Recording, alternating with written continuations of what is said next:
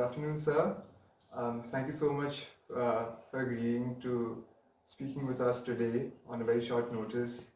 This was to commemorate the release of a research report in the upcoming Delhi Assembly elections, which is being produced jointly in collaboration with GeoJurist as part of their new initiative, the Lokwani, as well as Caucus, the Discussion Forum of Hindu College. It's a collaboration that was pulled off on a very short notice, and I think it's indeed gratifying that we're able to top off a very intense couple of weeks of ground reporting, research, survey forms, interactions with experts, finally with a conversation with you so that we can discuss the report briefly. So thank you very much, sir, for agreeing to speaking with us today.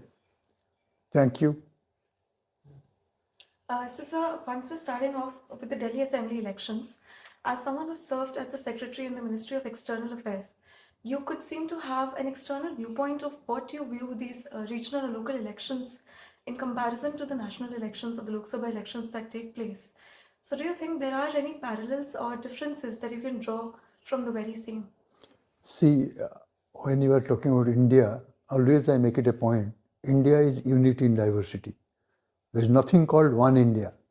There are 550 million poor who have to be under the welfare economy, 550 million middle class, they are perpetually in the market of crisis of expectations, 350 million public sector, government employees and rich people. They have their book. Therefore, which India, and it is vertically divided by rich and poor, horizontally by rural and urban. Therefore, when you are talking about India, regional election is as important as national election, depending on which region you are talking about. Say, for example, Delhi election symbolically manifests this is the center of power. Prime Minister Modi's government, which has won the election, rules from Delhi. Therefore, Delhi election can be matter of prestige also for the political parties. And as far as the Indian general election is concerned, there is no comparison globally. The number of people, the number of issues, and number of contradictions, all those come together. Most definitely, sir. So there are several issues that have been taking place in this Delhi election. So the prominent issues are of freebies that every party is offering right now. There is an amount ranging from 1800 to 2500 rupees for all the variants, of the society, whether it be women or the senior citizens. So sir, how do you view the point of freebies as an economist and as a person who has been involved in trade? See, when I said India is a unity in diversity, you must have to understand Delhi. Delhi has 65 lakh people for socio-economic reason coming from all over, whether it is Bihar, UP, Northeast, etc., etc. Second, Delhi has 4.8 lakh old elderly couple who live alone, their kids are working outside in India or abroad. 3. Also, we are talking about for political reasons, professional reasons, lots of people come to Delhi, like say members of parliament and all of the government employees, they are working in Delhi. Therefore, when you see all this, to that extent, facilitating life for elderly, poor, homeless are part of the election plan since independence.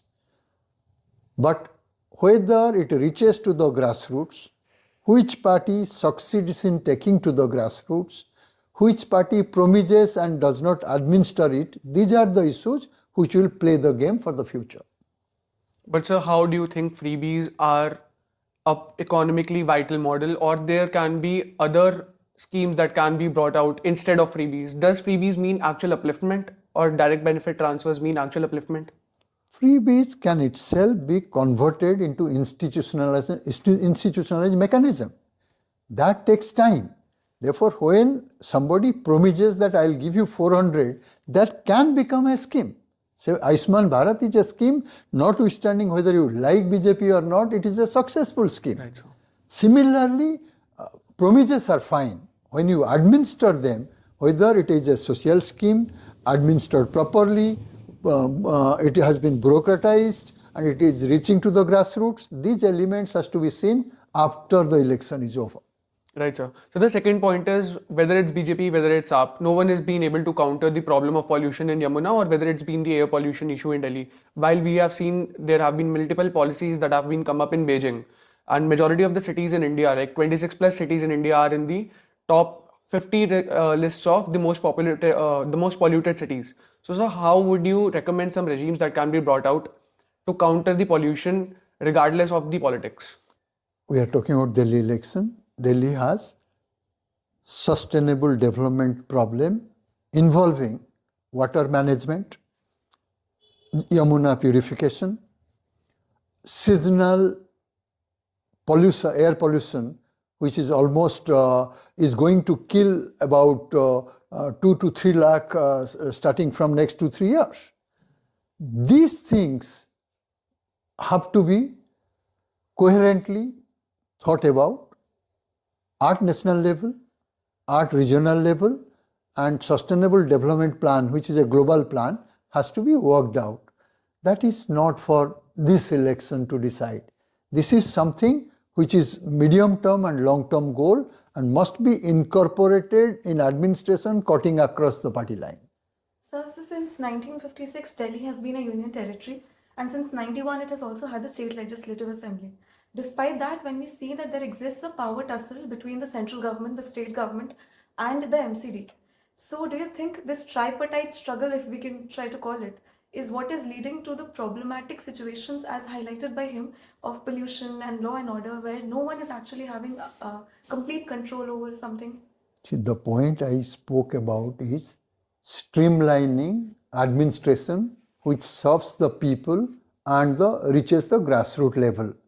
That will not reach because Delhi is the power center. Say, for example, tomorrow you have the BJP government in center in Delhi. It will not solve immediately the problem of pollution, air pollution. Therefore, what you are speaking is also a contradiction in its own terms.